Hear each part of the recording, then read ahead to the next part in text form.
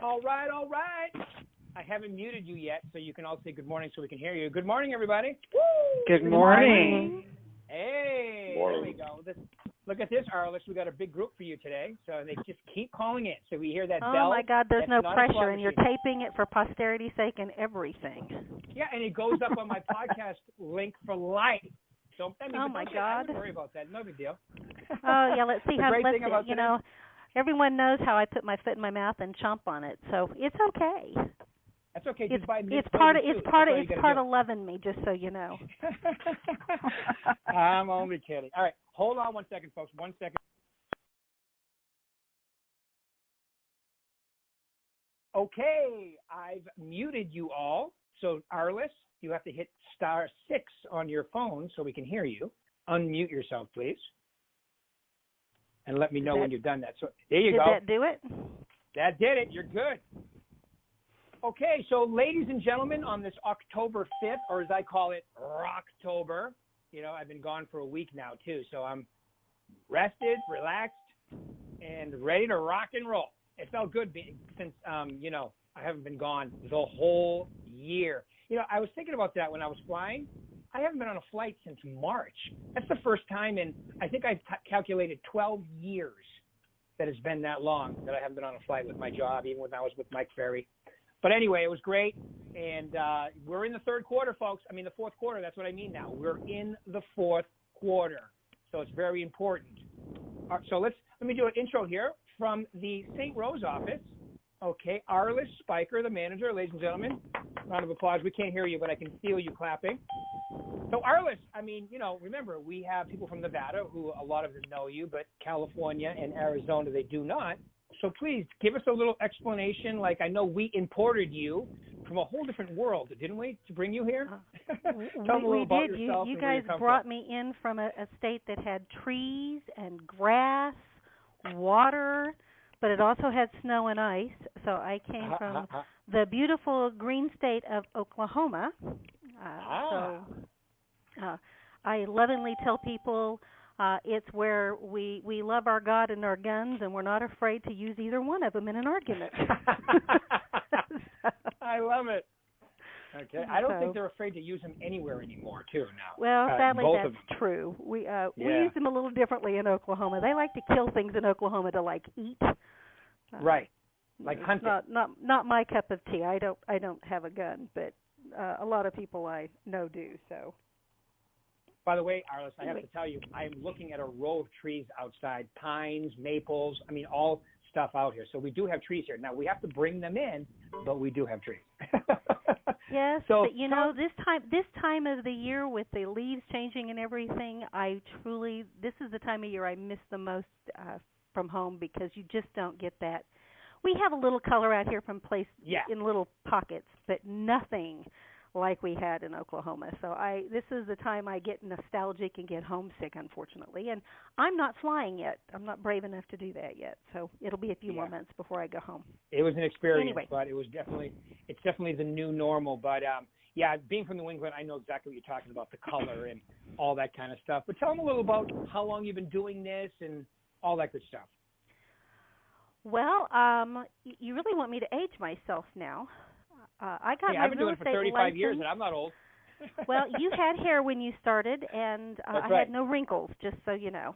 I started in 1994. I got my license in September of 1994. Mm-hmm. Listed and sold real estate for a number of years. In 2000, I got my real estate license, my broker's license. Mm-hmm. So that I could open up a real estate school for the company that I worked for. Sold real estate, ran a real estate school for a number of years, got recruited over to a Prudential company in 2004 to become their director of education. So I set up all of their education program, which included a new agent training program that was quite unique for the area. Most of the brokers didn't have in-house training, and we created an entire education program and training program for new licensees. Mm-hmm. And did that for 4 years, was downsized out of the company, found myself in the spring of 2004 for the first time in my adult life going home one day with no plan for the following day, which was a very scary thing.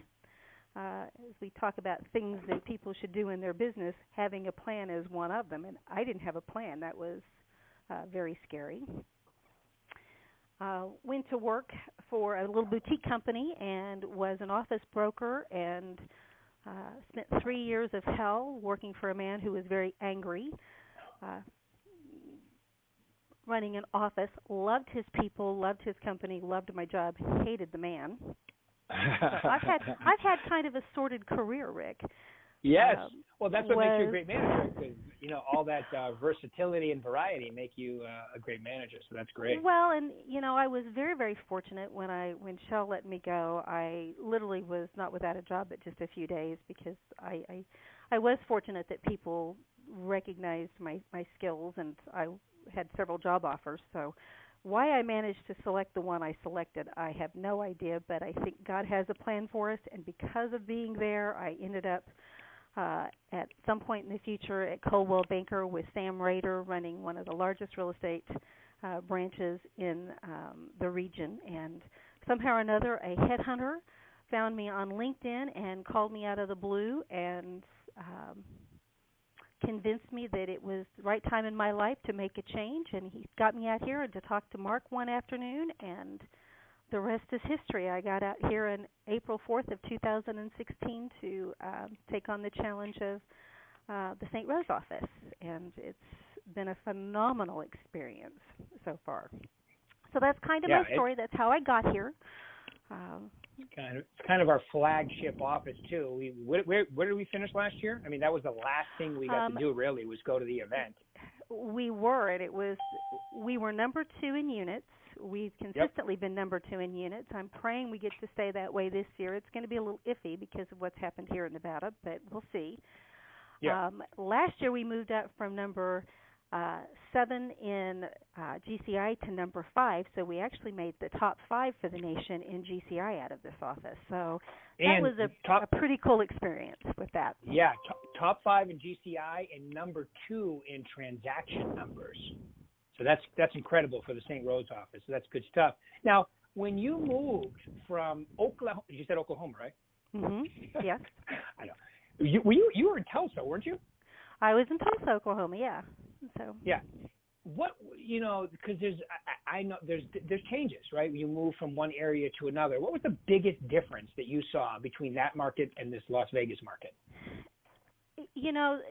Because I came in here and I took on such a big office, a lot of what I saw between the companies was very similar. Mark Stark and Sam Rader had very similar visions for their people and treated their people very similarly as far as making certain that the agents had the best resources and the support and the tools and the things that they needed to operate their business with, and very agent-centric from those perspectives. So there wasn't a lot of differences in that.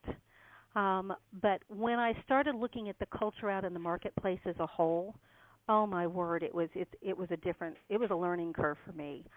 I came from a place where the office brokers, if one of your agents had a difficulty in a transaction, they would come to the manager would pick up the phone, and we would call the broker of the other office, and we just had this camaraderie where we always would say, guess what, we have another learning opportunity for one of our agents, and we would discuss the problem, and we would, the manager of that office would go to their agent and, kind of guide them through the process, and we would resolve the issues that way.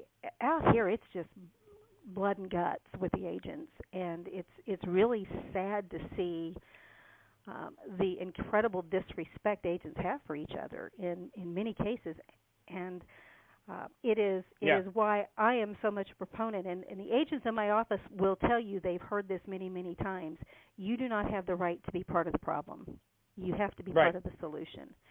So whatever's going on, we have to find a way to solve the problem. We go around the other side, but we have to solve the problem. That's what we were hired to do, and that's what the consumer expects of us. And I think we're happy in our transactions because of that. But the culture out here, with the professionalism of some of the agents and some of the companies, just drives me crazy. No, I agree 100%. That's why I always tell them in Success Series, every other agent's job in this market is to make you look good, and a lot of them are really good at their job, unfortunately. Sadly, that is so true. Especially in Las Vegas. Arizona, I would say Las Vegas, California is probably a close second, and Arizona, a little different because it's a little bit more laid back. But Arizona is, I'm telling you, I think all of our markets, actually, with this pandemic, all of our markets are going to become more valuable and more sought because of everything going on in all the other ones.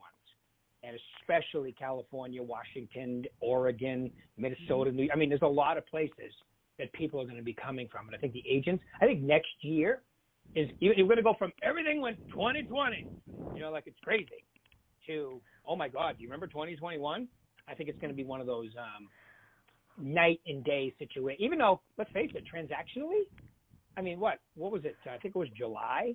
7 of our offices had the best months ever. We had one of the best Julys that this office has ever had. And since 2013. August is going to end up pretty darn good for comparison over year. We're still slightly behind year over year.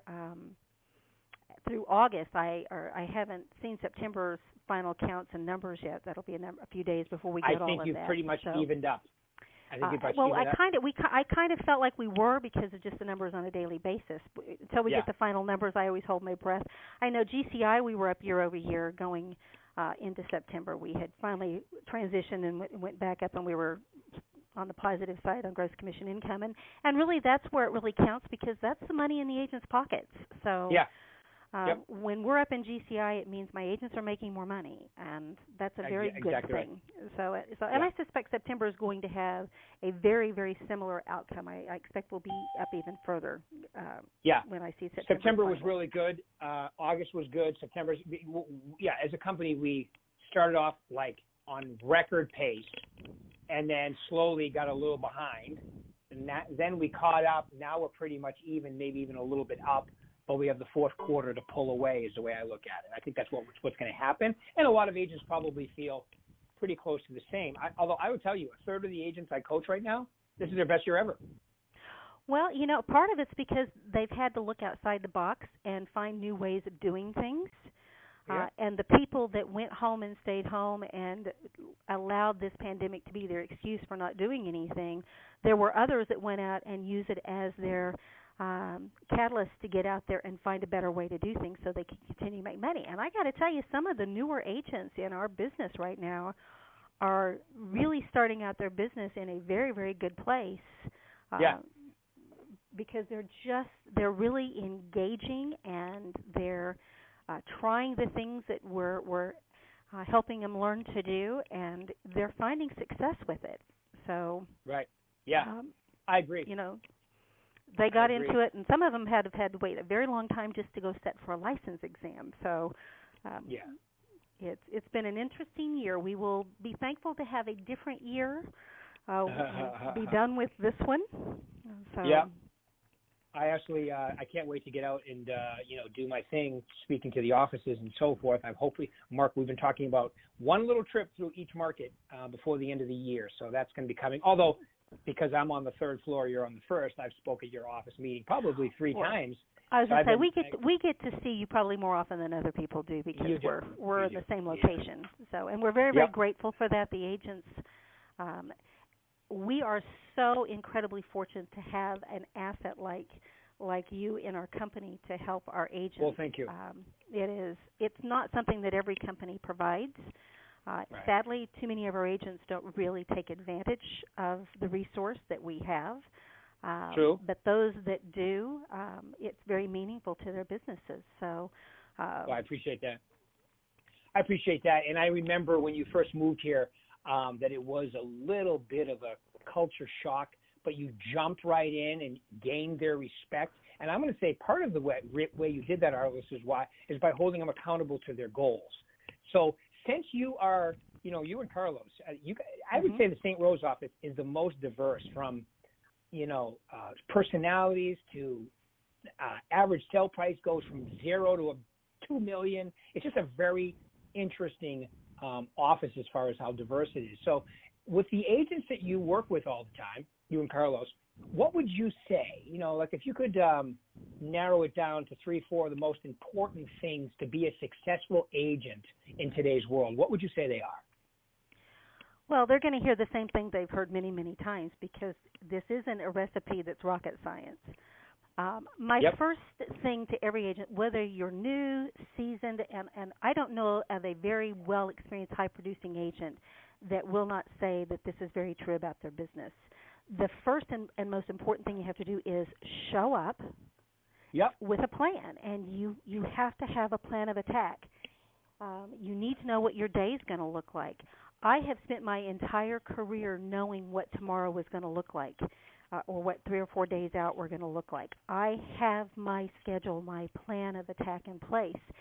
And if a new agent or if a seasoned agent comes in with just, okay, I'm just going to show up today, I'll figure out what I'm going to do when I get there, their day's not going to go well. But when they come in with, today I have to prospect my center of influence, these are the people I'm going to call, I have their phone numbers in place, this is the time I'm going to devote to making those phone calls, they will be able to get through those phone calls. But if they show up and they think, oh, well, maybe I'll make some phone calls to the people I know, and now they have to go find their phone numbers and they have to figure out, what did they hear from them last? What are they going to talk about? They spend their entire time that they should be calling and interacting with the people they know, creating a plan to call them, and that's just no way to do business. Right. So you have to be what I call be on purpose with your business.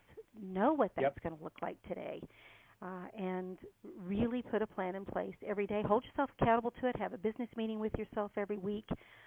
Agents have heard me make a presentation about being the CEO of your company, and you're the employee, and you have to meet with yourself every week and decide whether I get to keep my job this week based upon what I did for my business this week. And it can be a rough conversation every once in a while.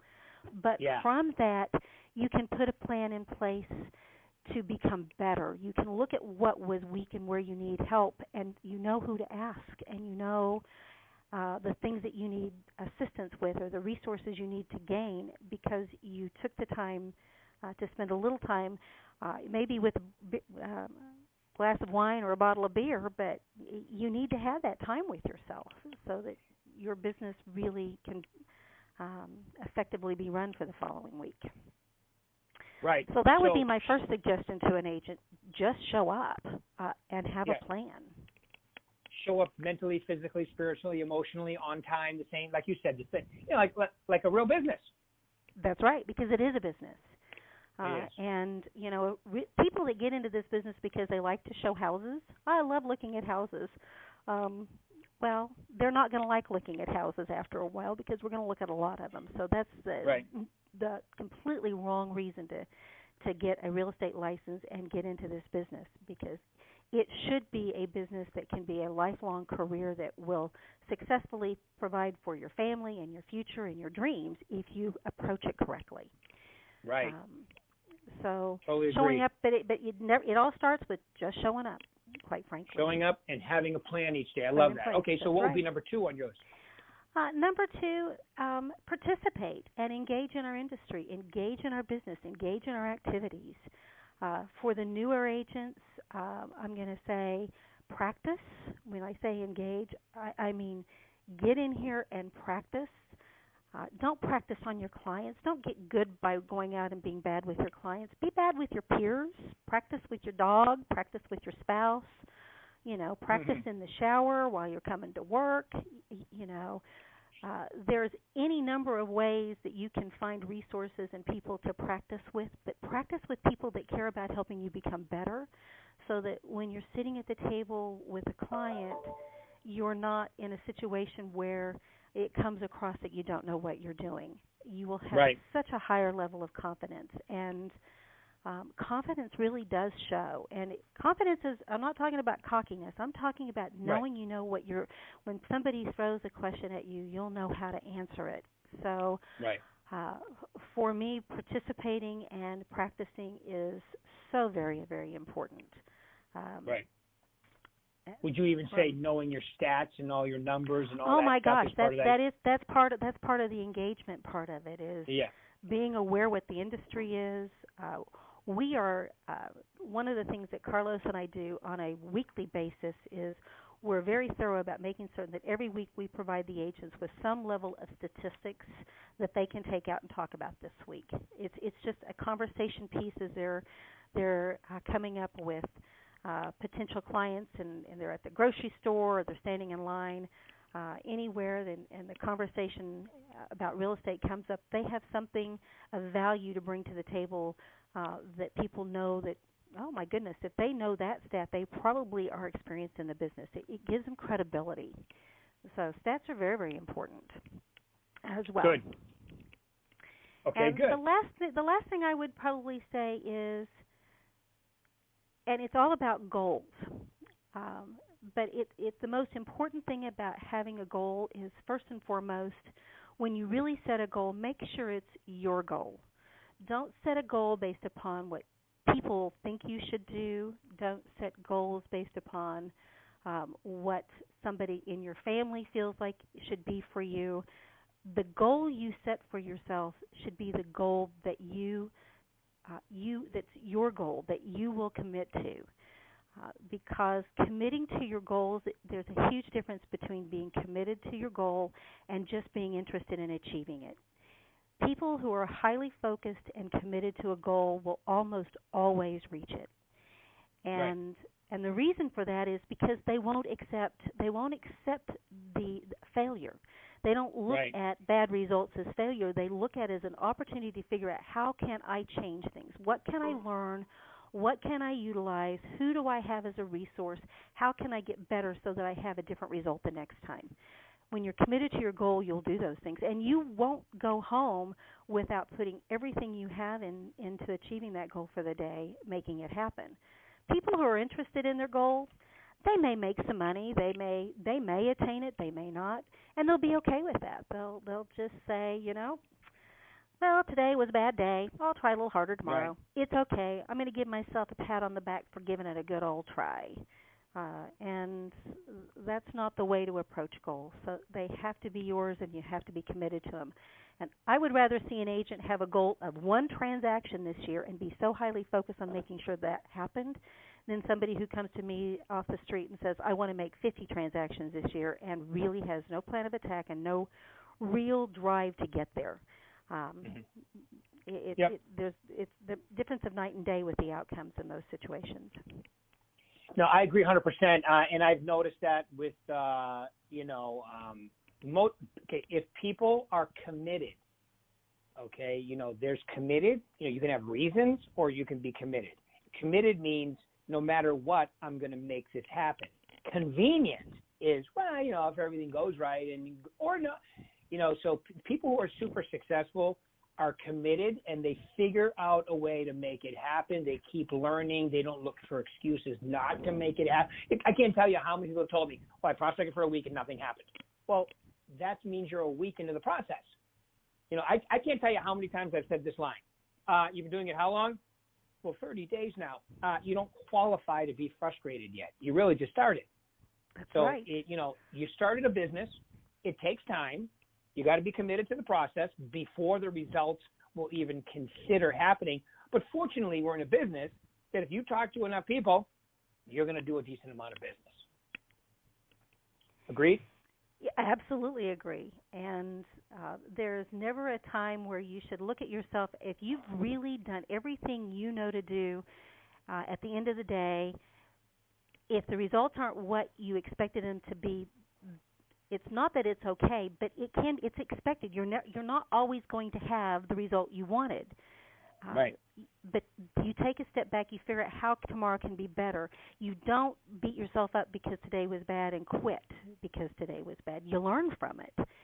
And it's one of the probably the biggest reasons I think agents truly get out of this business very quickly is they're not willing to put the effort in and take the learning experience that they have to move through to allow themselves to grow so that they can be successful. And they just throw in the towel before all of their hard work pays off.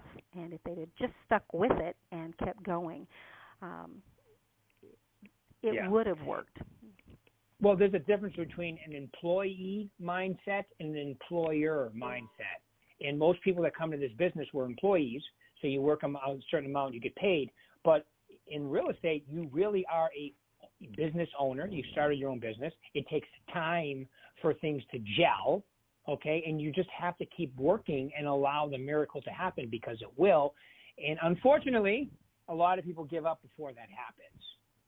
So. Yes, they do. And we've had some really good talent that's walked away in our world, but we've also had some very good talent that stuck it out and made it through. And most of the people that are top producers today were in that very boat in the beginning, where they were questioning whether this was really the right move for them at that moment in time, because it was pretty scary, I'm sure, for many of them in the beginning. Yeah. I don't think any of us got to where we are today after this many years in the business without having a few years of our life that were a little questionable, let's just say. Right.